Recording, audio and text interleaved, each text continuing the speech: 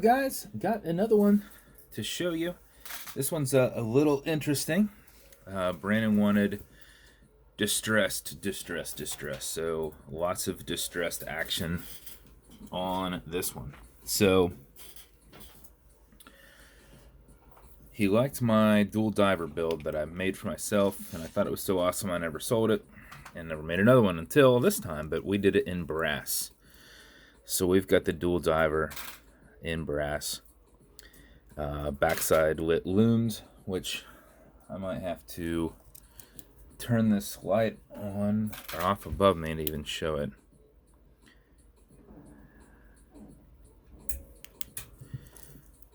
And there you go. That's pretty decent, right? Backside lit in blue, and then we did green pips, custom painted hands. We try to go for that bronze look and then lume them. So chemically stripped case with light brushing on it. So I thought it was kind of cool to like brush the edges. So all around the edge is like more of a polish. So all I did was Brandon take a little piece of sandpaper. This I actually did the side to kind of give it that distressed look. But all I did was take a piece of sandpaper and just knock down all that chemical strip down to the bare metal again. So just put little lines in it and around. So chemically stripped case, and then I did a chemically stripped engineered band, and in different lights you can really see like some blues and some bronzes in there. So this used to be nice, pretty shiny. This was super shiny silver, and this was brushed down the sides. I didn't do any kind of sanding on this. You can if you want. Boktok engraved crown, and kind of has a bit of an iridescent look to it. So yeah, you can, every once in a while in different lights you can get the weird kind of, I don't know, oxidation look to it. But large window exhibition case back, stainless steel movement holder, and then we did a gilded rotor in there for him. This is an actual vintage brass bezel. It was chrome covered. Stripped it down, sanded it, baked it, soaked it in citrus acid, and mixed. Sorry, don't need the cats involved. Citrus acid to kind of bring back some of that color, because it was kind of getting that rosy gold look to it. And then just left it the way it is. So there's a little bit of like, you know, I did like a circle kind of a spin on a Scotch-Brite to get some kind of contour into it. But there are some spots in it, you know, just from it's a very old bezel. Just some kind of cool, also distressed looking spots in that bezel itself. So, and then I went with a brown cerakote because it went decently well. The brass was too gold versus it. I thought, well, this brown looks good, and then I just roughed it up around the edges and roughed some of the markings on it. And over time, it's gonna come off a little bit too. So I thought it went well with that brass look lengthwise. So black was too black, silver was too poppin', brass was too bright. So I went with a brown that I scuffed up. So, and it goes decently well with the hands. So that's his build. Hopefully he likes it. I haven't sent him pictures yet. We'll find out. Bezels on these will turn left. They'll turn right. There's no clicking. You just got to set it where it is. And this one doesn't really come out. I guess it barely touches right there on that nub. So it's kind of hard to turn these things accidentally, because you can't hit them from the top or the bottom. You got to kind of come in and actually physically touch them.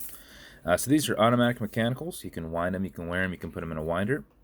But if you're not going to be very active or it's dead, don't just throw it on and hope that it's going to keep time.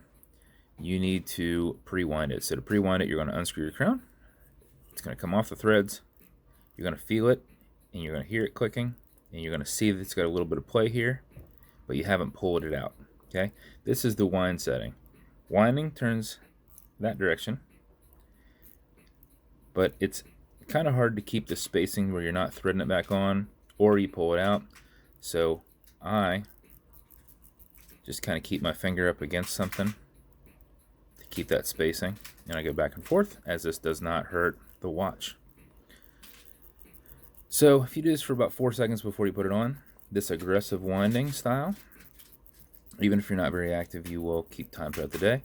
If you do it for something closer to 15-20 seconds, you'll max out your 31-hour power reserve, though you can wind it all day. It has reversers. It will not hurt anything. You can wind it for hours if you want. You just won't get any more than your 31 hours. And this, that's what I do to make sure it's running the next day, since I'm not wearing these around, and sizing them and making sure they're keeping time. Okay, Google, what time is it? It's 1:04 p.m. 1:04 p.m. All right, so still pretty good. I did this yesterday evening.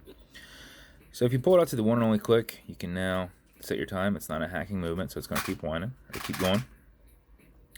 But as I'm setting it, I'm kind of pulling. You've got a wobble crown.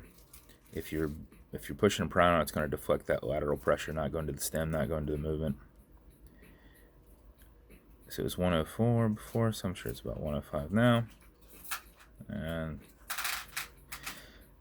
you will just push that right back over and thread it down. You can go from winding it to setting the time, but you cannot go from setting the time back to winding it. You have to re-engage that clutch, then unscrew it back down to get back into that wind setting. So that's his build. Hopefully he loves it. Distressing that turned out really nice, getting that dark kind of color. It's like a pewter-esque color. So good look to it. Can't do that with a crown. I'd love to, but it will definitely destroy the rubber gasket in there and separate it out. So would love to distress a crown, but I do not have the machinery to repress a stem and do a crown. But every build comes with matching beads. It's up to you whether you wear them or not. Be stylish, but they'll be with them. This will come in a... Obviously I need to hit the focus. It doesn't know what to focus on, so it focuses on nothing. I'm glad it chooses that over anything specific. Brown box, special edition box. Every build comes with watch cleaner. This is good on all glass and metal parts, so his whole watch, if it gets rough, which actually that's what you're going for, so maybe you'll never use that. If so, that's cool with me. But you could scratch it, and if you scratch it, you're going to want to use some fine scratch remover. Buff it in. Only use what you need, because you're only filling the scratch, and the rest you're just pushing around and soaking it into your microfiber, which I do not have one sitting here. I have everything else sitting here except for that thing, but you'll get a microfiber included as well. Use that. Generate some heat with your thumb. It will move it along much faster than just kind of like rubbing it on there. So microfiber, you'll have one in there. And that's basically it. So hopefully you like it, man, and appreciate you reaching out and wanting to build from me. And if you want to continue to see builds like this in the future, like and subscribe, as I put them up all the time. Thanks, guys.